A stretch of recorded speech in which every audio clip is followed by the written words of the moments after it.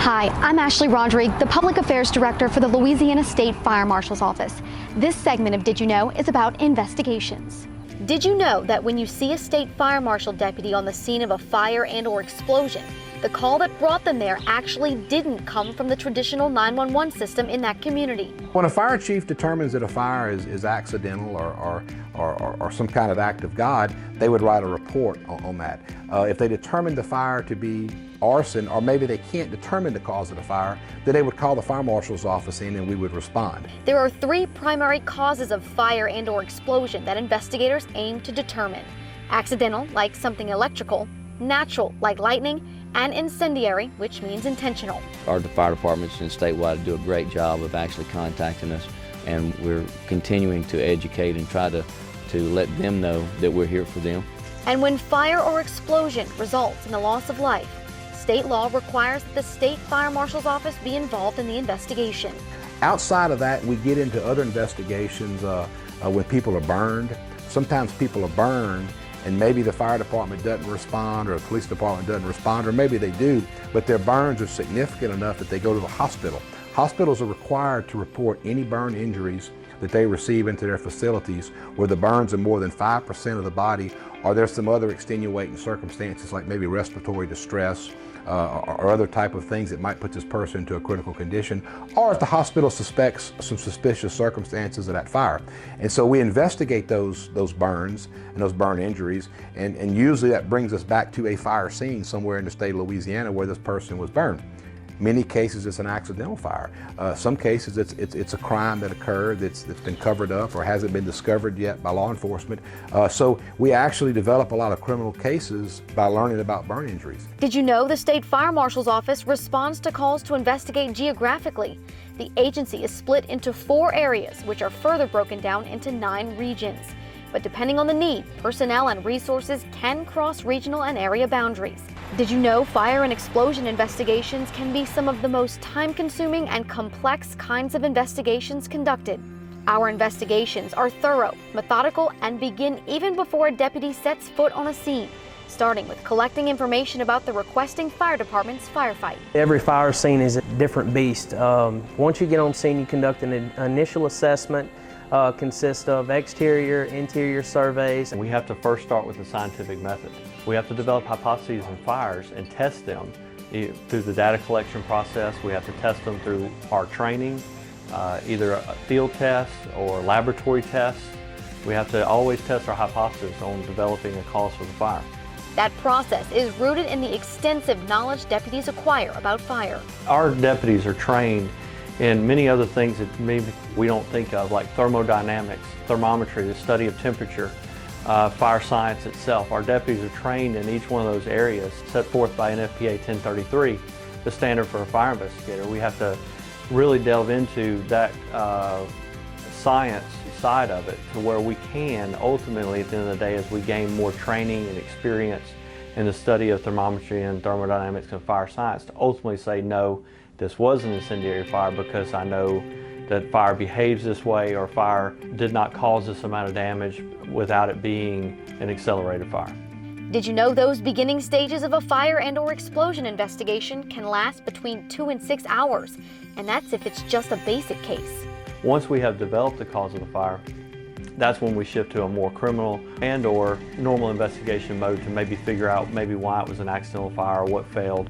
But when the case is complex and those origin and cause answers are elusive, an investigation can stretch into months and even years. We don't stop the investigation there. We then pursue from the scene, we pursue to the communities, the neighborhoods, through records, cell phone search warrants, social media search warrants, financial records. That's our other data collection that we like to gather that would ultimately relate back to why that fire is not an accident. There are a wide variety of tools and resources at our deputies' disposal for their investigations. Our office is actually expanding and we're growing rapidly whenever it comes to those resources. I mean, our administration now under Marshal Browning has been very proactive in the sense that we have fire and explosion trucks in every area of the state. We've also expanded with our drone capabilities. We've got certified pilots for those drones in all areas, along with our canines, which do a fabulous job.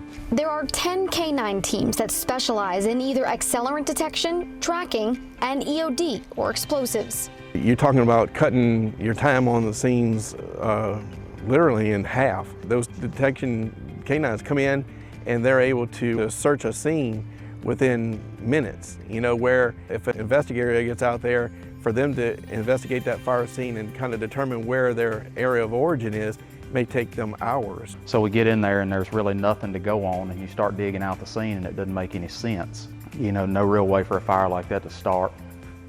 So we bring in the dogs. The dogs are able to actually pinpoint exactly where ignitable substance was poured, dropped, dumped.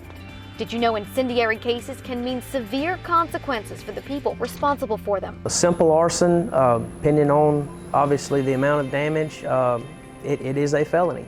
Aggravated arson is a felony, and these are very serious things. People don't realize that. If you, even an abandoned structure fire, a fire department has to respond to that. And them firefighters, there's potential there for them to become injured in the process. It's a lot of lives at risk. Because of that, more than 100 State Fire Marshal deputies are post-certified, meaning they are armed law enforcement agents authorized to make arrests. We handle those investigations all the way through making arrests and through prosecution, and we have a very good success rate here. A 49% arrest rate, in fact. The steady increase to this point comes as a result of improvements in operational efficiencies and partnerships. Meanwhile, the national average of arrest rates for arson have fluctuated between 19 and 23% over the past 5 years, according to FBI crime statistics. A lot of times the public sees us in a controlled environment, whether it be an inspection or a daycare or school, something of that nature. But at that same time, that deputy, could be called out. They do get called out to fires all times of the night, all times of the day. But did you know the State Fire Marshal's office often does that investigative work in partnerships? We can take any role in an investigation. In some areas, we lead the investigation. In some areas, we do it in partnership with the local law enforcement, the sheriff, the police department, the local fire department. Sometimes we go just to provide certain expertise, whether it be our canine assistance, whether it be our technical assistance. We actually have a lot of things like drones and a lot of scientific material that we can use that maybe some jurisdictions don't have access to. And just our boots on the ground. I mean, we have the ability to surge large numbers of law enforcement personnel into an area to do a neighborhood canvass, to interview people. If it's a large fire, where the locals may have one person that's trained to do investigations, we can surge a large number of folks in there to reconstruct a fire scene real quickly. So, we're really designed to plug in at any level and bring a lot of resources to bear. And I think that's what's important, and that's what makes us such a value to the locals in supporting what they do. And did you know the public can play a role in our success too? If we don't have people cooperating with us, puts us automatically at a disadvantage in conducting the investigation. The State Fire Marshal's office offers an anonymous hotline and online tip form to provide information about arsons. Media outlets with their viewers and readers, as well as social media users, have also been able to assist investigators with identifying and locating arson suspects. If something feels suspicious to you, by all means, call, bring it to someone's attention. The goal of investigating a fire and/or explosion is about more than just learning how and why and holding those responsible accountable. It's about finding a way to prevent that fire from happening again. The State Fire Marshal's office often promotes the motto, "Fire is everyone's fight," and the investigative operations of this agency put that motto into practice every day.